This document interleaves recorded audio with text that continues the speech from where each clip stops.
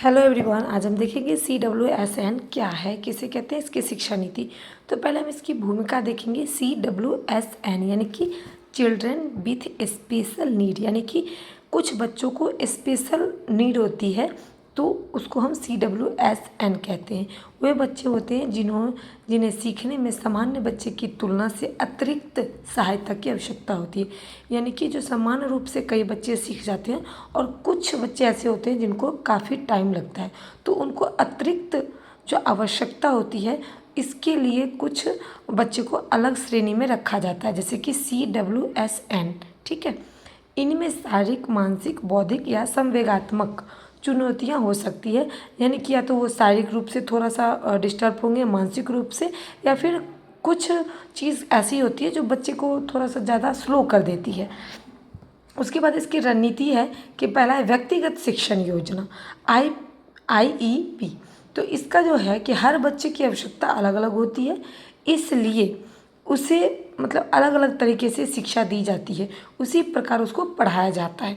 उसके बाद दूसरा है बहु इंद्रियाँ यानी कि बच्चा जो है वो बहु प्रकार से सीखता है, बहु इंद्रियों से, जैसे कि नाक, आँख, कान छू करके, महसूस करके, इशारा करके, तो वो सारी चीज़ों से सीखता है। तो जैसे कि चित्र हो गया, मॉडल हो गया, ऑडियो वीडियो, इस चीज़ों से सीखते हैं। अब हम देखेंगे तीसरा है सरल और स्पष्ट भाषा का प्रयोग।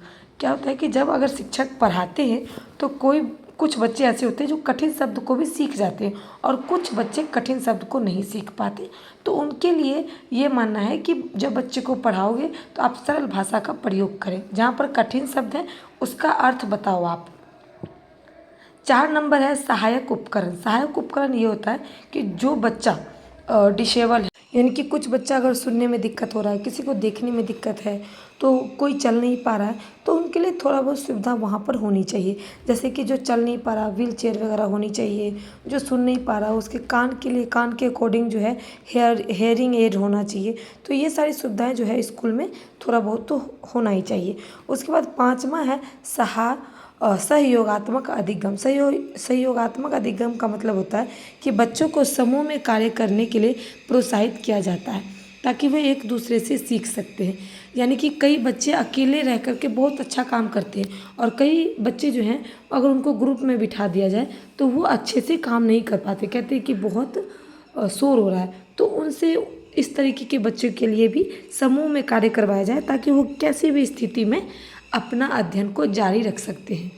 6 नंबर है सकारात्मक प्रोत्साहन। इसमें क्या होता है, बच्चे को छोटे छोटे से इनाम दे करके, छोटी छोटी चीज़ों पर प्रशंसा करके बच्चों का मनोबल बढ़ाना और उससे बच्चों का आत्मविश्वास जो है बढ़ता है।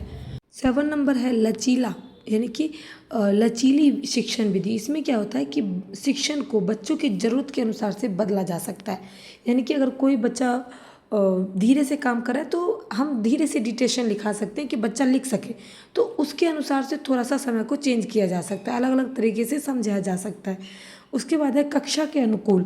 अगर वो 7 क्लास के बच्चे हैं तो उनको 7 क्लास के स्ट्रेटजी से पढ़ाया जाए। अगर वो 6 क्लास के बच्चे हैं तो उसको 6 क्लास के अकॉर्डिंग पढ़ाया जाए।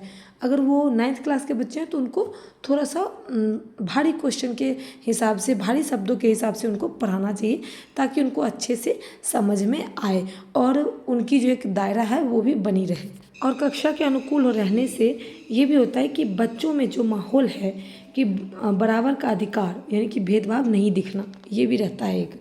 उसके बाद है अभिभावकों और विशेषज्ञों का सहयोग। यानी कि जो अभिभावक है तो सरकार ने ऐसा कहा है कि 1 सप्ताह में 1 दिन पेरेंट्स मीटिंग होना चाहिए, नहीं तो 15 दिन में 1 दिन पेरेंट्स मीटिंग होना चाहिए। साथ मिल करके हम कैसे बच्चे को आगे बढ़ाएंगे, कैसे सिखाएंगे, ये सारी चीज़ें होनी चाहिए। 10 नंबर में नियमित मूल्यांकन और फीडबैक। यानी कि बच्चे को टेस्ट लिया जाएगा, फिर उसको नंबर दिया जाएगा और फिर उसके माता पिता से पूछेंगे कि भाई क्या फीडबैक है आपकी तरफ से, कि आपका बच्चा लग रहा है प्रोग्रेस कर रहा है या नहीं। तो ये सारी चीज़ें भी की जाएगी। बच्चों की प्रगति की जांच भी सही समय पर किया जाएगा।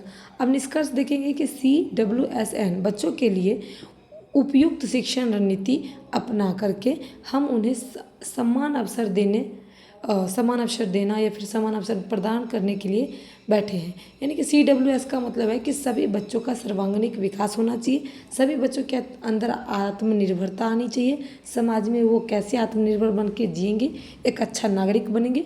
तो ये सारी चीज़ें जो है CWS यानी कि समावेशी शिक्षा जो है उसको पूरा किया जाता है। वीडियो पसंद आए तो अपने दोस्तों के साथ ज़रूर शेयर करें, नहीं तो चैनल को लाइक सब्सक्राइब जरूर कर लें। और thanks for watching my video.